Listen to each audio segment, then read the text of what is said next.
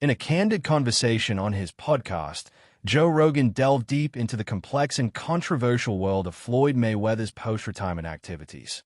Joined by comedian Ali Suddy, the duo dissected Mayweather's ongoing exhibition fights, his questionable real estate claims, and the underlying motives behind the boxing legend's actions.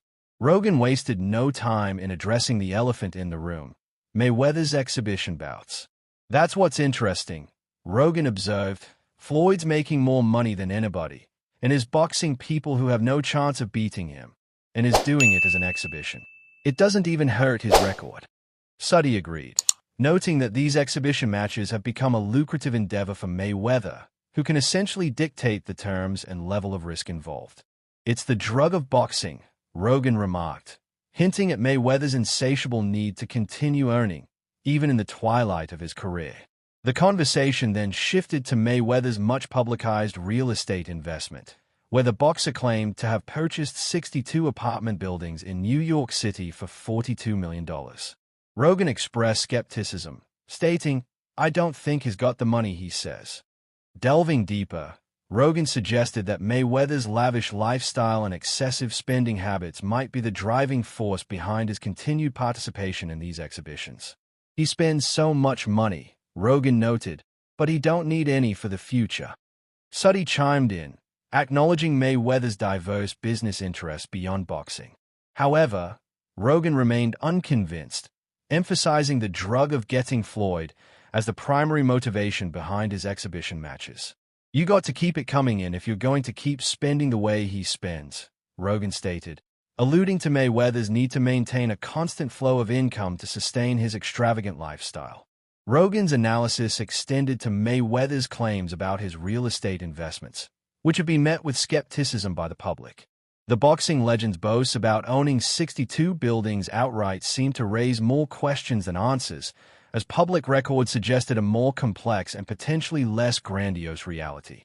"On paper, it sounds like an impressive pivot," Rogan acknowledged, boxing champ turned landlord kingpin, all while supposedly giving back to the community by investing in affordable housing. However, Rogan noted that the details behind Mayweather's involvement in the real estate portfolio remained murky, with indications that his ownership might be more symbolic than operational. Rogan's perspective on Mayweather's post-retirement activities was one of measured skepticism.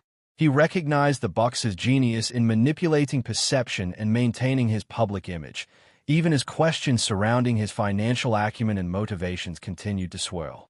The conversation touched on Mayweather's disciplined approach to his fitness regimen, which Rogan saw as a contrast to his seemingly reckless spending habits. "That kind of dual life," Rogan observed, "party king and fitness freak is part of what keeps people watching.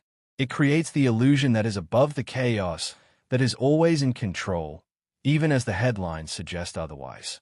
Ultimately, Rogan's analysis painted a complex portrait of Mayweather, who he believed was engaged in a relentless pursuit of maintaining his wealth, relevance, and public perception.